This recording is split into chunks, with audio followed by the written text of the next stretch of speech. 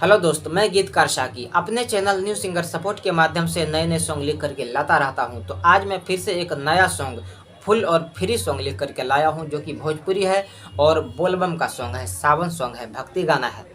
तो चलिए आपको स्टेप बाय स्टेप गाना को सुनाते हैं। गाना सुनते ही आप समझ जाइएगा कि यह मैंने किस ट्रैक पर लिखा है। फिर भी कोई डाउट हो तो मैं बता दूंगा कि यह किस ट्रैक पर है। तो चलिए पहले गाना सुनते हैं। भौजी चलना ए भौजी चलना, भौजी चलना देवघर नगरिया, भोले बाबा के बन के कांवरिया। भौजी चलना देवघर नगरिया, भोले बाबा के बन के कांवरिया। देर हो जाई पे नहली हाली, हई भगवा कलहर के सड़िया। भौजी चलना ए भौजी चलना, भौजी चलना देवघर नगरिया, भोले बाबा के बन के कांवरिया। भौजी चलना देवघर नगरिया, भोले बाबा के बन के कांवरिया। तो यह था गाना का मुखड़ा। अब चलिए पहला अंतरा सुनते हैं।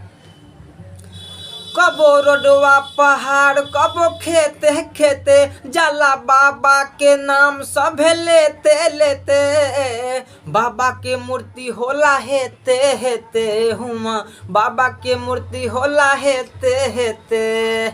कबो रोडवा पहाड़, कबो खेते खेते, जाला बाबा के नाम सभे लेते लेते। बाबा के मूर्ति होला हेते हेते, हुआ बाबा के मूर्ति होला हेते हेते।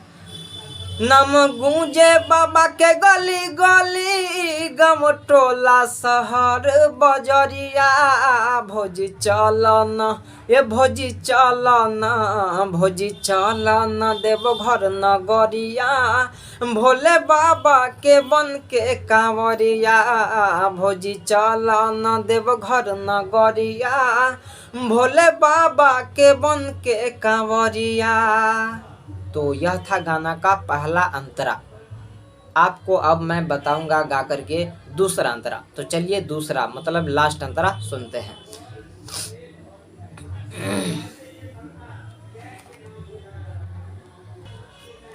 तो दोस्त यह नाम वाला अंतरा है, अर्थात मैं इसमें अपना नाम राइटर शाकी डालूंगा और एक जगह फलना या फलनमा बोल दूंगा। मतलब समझ लीजिए वहाँ पे फलनमा हटा करके आप अपना नाम डाल करके इस गाना को पूरा स्टूडियो में गा सकते हैं। तो चलिए लास्ट अंतरा सुनाते हैं।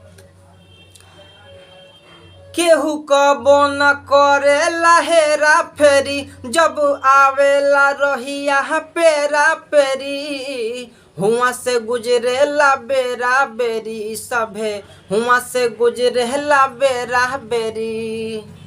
केहू कबो न करेला हेरा फेरी, जब आवेला रहिया पेरा पेरी। हुआ से गुजरेला बेरा बेरी, साकी फलाना गुजरेला बेरा बेरी। चल संग संग दर्शन कली, भोले बाबा के बन के पुजरिया। भौजी चलना ए भौजी चलना, भौजी चलना देवघर नगरिया, भोले बाबा के बन के कांवरिया।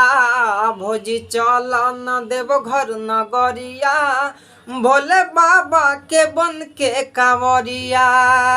तो दोस्त गाना कैसा लगा कमेंट करके ज़रूर बताइएगा, और आपको किस ट्रैक पर फुल फ्री गाना चाहिए वो भी आप कमेंट में बता सकते हैं। मैं सबका ऑर्डर, सबकी फरमाइश पूरी करने की कोशिश करूंगा। ये गाना भी एक फरमाइश थी, कमेंट में किसी ने बताया था इस ट्रैक पर लिखने के लिए, तो मैं ये लिख करके डाल दिया। अब आप भी कमेंट करके बताइए कि किस गाना पे आपके लिए गाना लिखना है।